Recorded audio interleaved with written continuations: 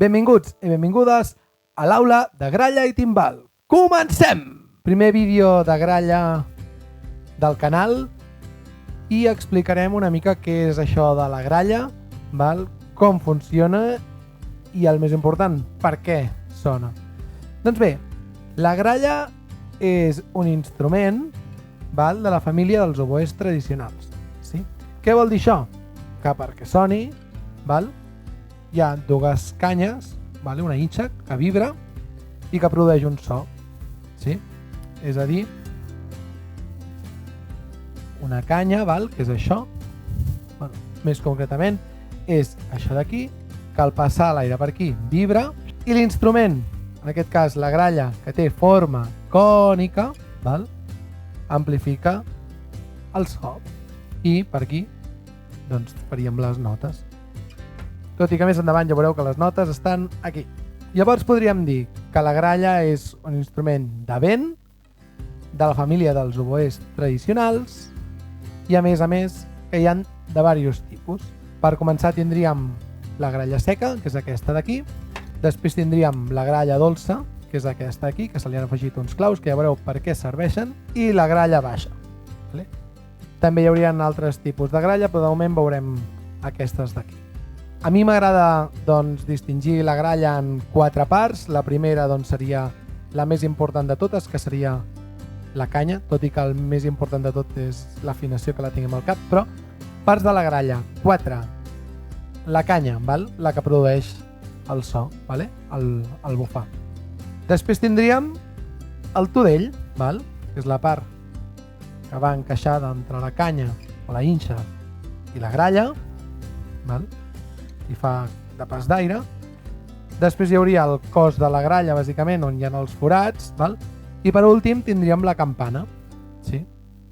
Que al final és una mica tot el mateix, no? Però a mi m'agrada distingir la campana també, que és on hi ha els aires, que són aquests foradets que hi ha aquí. Què diferencia, a més, una gralla a qualsevol altre instrument, com podria ser la dolçaina valenciana, que vindria a ser això d'aquí, aquesta és d'ABS, vale? És de plàstic, però normalment la podríem trobar de fusta. Què diferencia la gralla doncs, a la dolçaina? Què diferencia la gralla a la tarota o qualsevol altre instrument o oboè de canya doble, no? Doncs bàsicament la seva inxa, val? La canya de la gralla és esculpida. Què vol dir això? Doncs que nosaltres d'un tros de canya com aquest, val? A base d'anar esculpint traiem 2 peces com aquestes que s'ajunten, val? Després les lligaríem amb un fil. Aquesta, per exemple, porta una mica de tefló, val? Perquè no s'escapi l'aire, però després sonarien. És a dir, diem que principalment la diferència de la gralla amb les altres de la seva família és la canya, la inxa. La inxa és esculpida i no és doblegada, val? Aquestes, per exemple, que a vegades són híbrids o són de dolçaina, val? Són la mateixa canya, val? El que passa que en vez de ser esculpida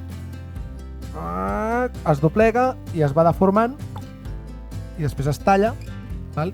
I es tenen les canyes de dolçaina, de tarota, etc. Aquesta, per exemple, seria una canya de tarota, val? Com he dit, de gralles en podem trobar de molts tipus, vale? Amb diferents afinacions, però també en podem trobar de diferents fustes. Per una banda tindrem les fustes d'arbres tropicals, que acostumen a tindre per norma general doncs, una bona potència, val? I per altra banda tindríem les fustes d'arbres fruiters, val? Per exemple, doncs, tenim cirerer, vale? Tenim el boix, val? Aquestes últimes fustes són més riques en harmònics. I tindríem la reina de les fustes, que tindria una mica de les dues propietats, que vindria a ser el ginjoler. Però, evidentment, el seu preu també varia. No és el mateix una fusta de bobinga que una fusta de ginjoler, val? Que una fusta de granadillo. Però deixem de banda una mica les gralles i ens centrarem en allò que l'apassiona, que som nosaltres. Per començar a tocar la gralla és molt important que controlem un tipus de respiració que se'n diu respiració diafragmàtica. Què vol dir? Que en comptes d'utilitzar els nostres pulmons per respirar i fer tirar l'aire, no? I expulsar l'aire cap a l'instrument, farem servir doncs, tota aquesta zona d'aquí. Vale? I amb el diafragma doncs, farem empenyar l'aire. En resum, que en comptes de respirar per pulmons així, respirarem de panxa i intentarem inflar tota aquesta part d'aquí. Així que ara, imagineu-vos que sou un globus, vale? Deixeu anar tota l'aire que pugueu, vale? Us poseu la mà a la panxa i a poc aneu respirant i anireu notant que es va inflant tota aquesta part d'aquí, val? Si fem això, és que estem respirant de pulmó i per tant no estem respirant correctament, val?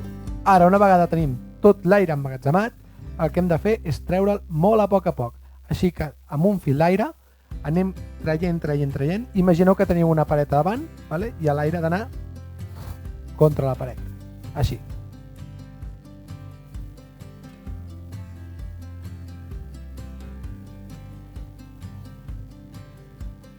Quan no pugueu més, agafeu i tapeu amb la llengua, vale? Amb la llengua tapeu la boca, vale? Tapeu els llavis i podríem tornar a començar. Doncs aquest seria el primer exercici important per aprendre a tocar la gralla, que és aprendre a respirar correctament. Més endavant intentaré deixar per aquí un vídeo, val? De quina és la història de la gralla o quines teories hi han de com ens ha arribat fins a nosaltres, però això serà més endavant. Ara centrem-nos en els conceptes bàsics i ens veiem en el següent vídeo. Adeu!